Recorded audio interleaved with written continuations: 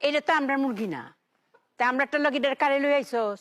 আসামি, এটাই সে কাঙ্ক্ষিত আসামি যার সাথে সে পরকীয়া করেছে।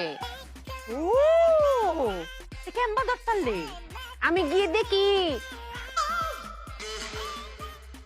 ওইসে আর কোন লাগতো না, বুঝতাম পারছি।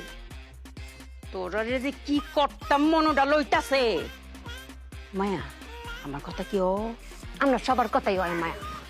আচ্ছা কসে এখানে কি শাস্তি দেন যা? আমি একটা সিদ্ধান্ত নিয়েছি মায়া।